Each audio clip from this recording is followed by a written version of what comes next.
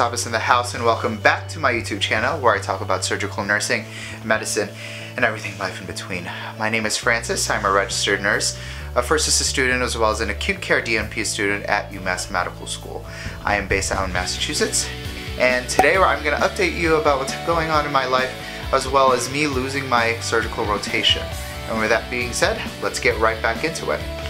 Also, I just wanted to thank you guys, thank my viewers for almost 3,000 views on my first video, as well as all the comments and messages, whether it's through email or my YouTube videos. I do appreciate it. And again, I'm still working on answering all of your questions, okay? With that being said, let's get right into it. So, a little bit about my life is, there's been a lot of things going on. And the first one is I actually got into a new relationship since October. I'm very happy with my boyfriend. I also came out to my parents.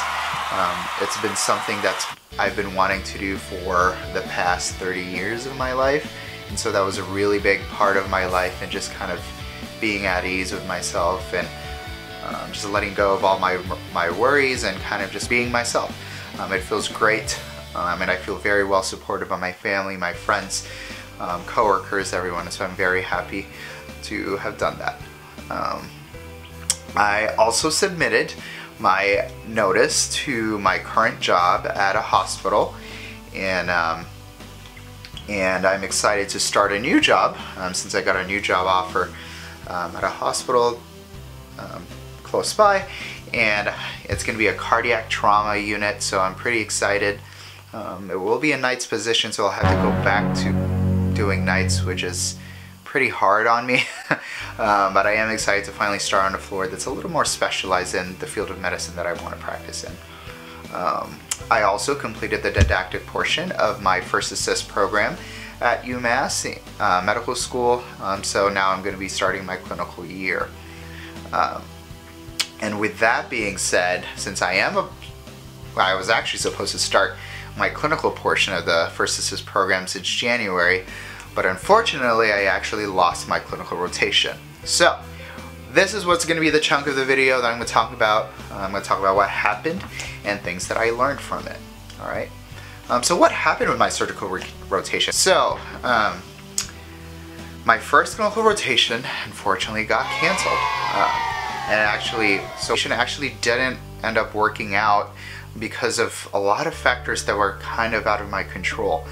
COVID-19 affected the hospital institution pretty bad, which I was supposed to work in or do my preceptorship in, and because of that, and because of the lack of staff, and just a lot of factors that were pretty much out of control, the hospital CEO ended up deciding that I could not do my rotation anymore. It was a lot, you know. It was 6 months of going back and forth between me, my school, and the hospital that I was supposed to work at. A lot of, you know, it was 6 months of emailing and calling, having meetings back and forth in terms of developing a contract in order to host me as a first assist student, in order to do my preceptorship. But unfortunately and ultimately, both institutions decided that the contracts could not be established, and therefore they could not host me as a student. Therefore they could not provide that clinical preceptorship for me.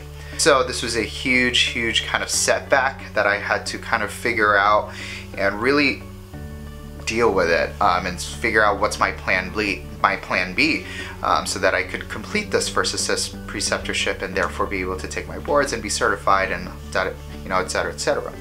So what did I do to solve this problem?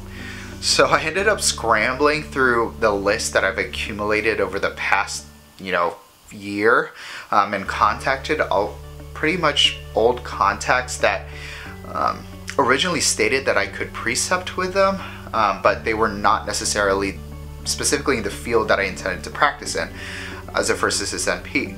I actually started to branch out of my intended field of practice, which is, you know, cardiac surgery or cardiothoracic surgery, and I had to look at other subspecialties.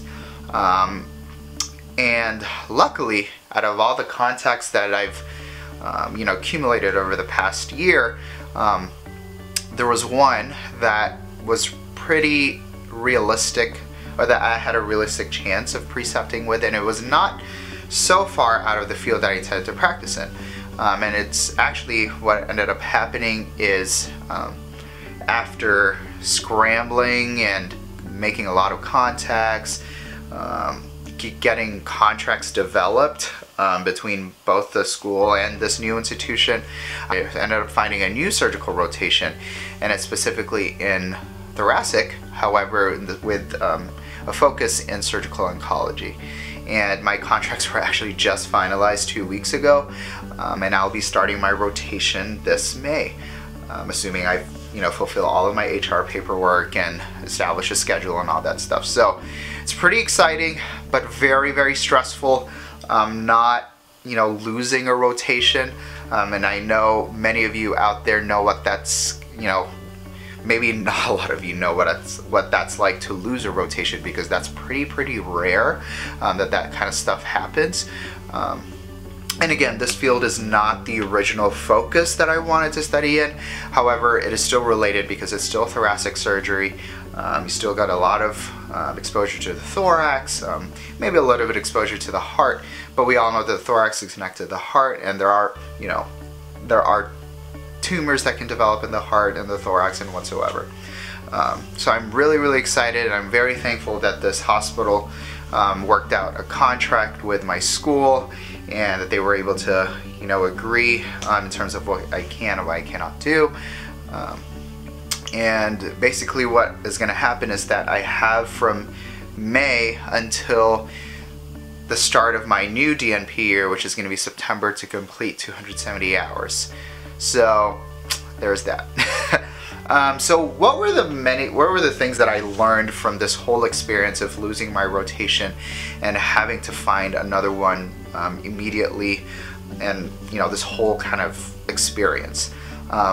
One of the first things I learned is I would actually suggest getting your APRN license or your NP license prior to doing a first assist program, or unless if you already kind of work at a facility or at a hospital, especially if you're already an OR nurse, whether you're a circulating nurse or a scrub nurse or even a surgical assistant. If you kind of already have that prior work history with the surgeon, you're able to talk directly to surgeons, and they kind of know your work ethic, and the unit managers in the OR, that would make things a lot easier to develop contracts. And then if you were actually already licensed as an NP, you don't have a lot of more paperwork and more kind of language to develop within contracts when you're developing contracts within the school and the hospital. And with that being said, I would make sure that once you find a preceptor of interest or a hospital that you want to precept with, or you precept in, I would make sure that you establish that contract in written terms in the first place before anything starts. Just because nothing is official until it is established in written legal terms.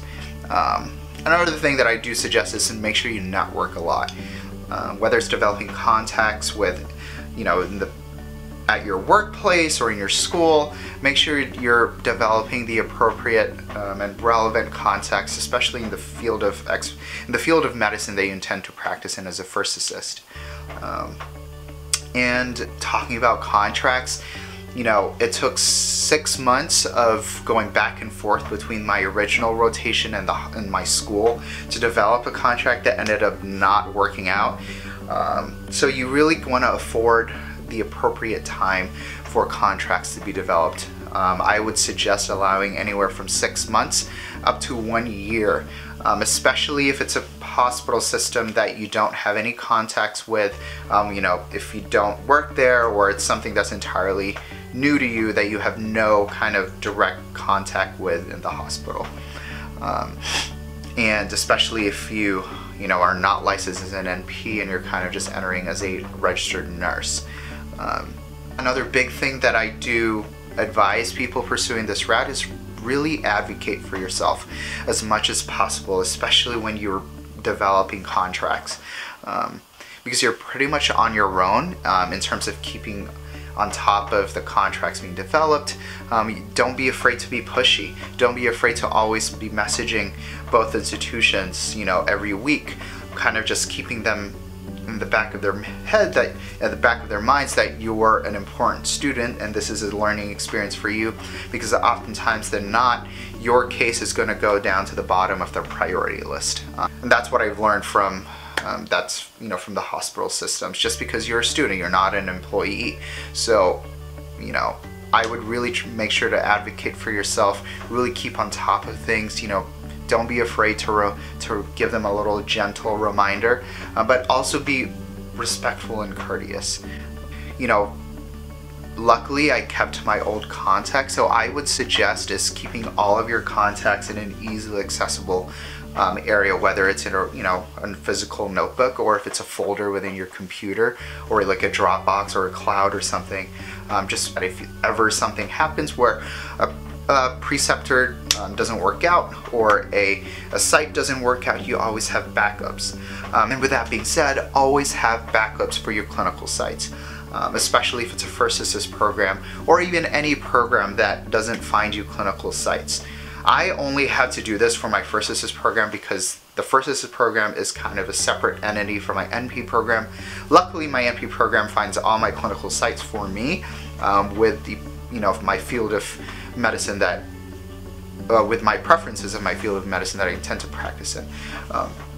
So just make sure you have backups for backups, because then there'll always be something that could cause the hospital to not host you, whether there's a pandemic, and that was a huge factor in my case, or they have lack of staff, or one of their preceptors ends up moving to a different hospital or a different department, and so they can't host you anymore.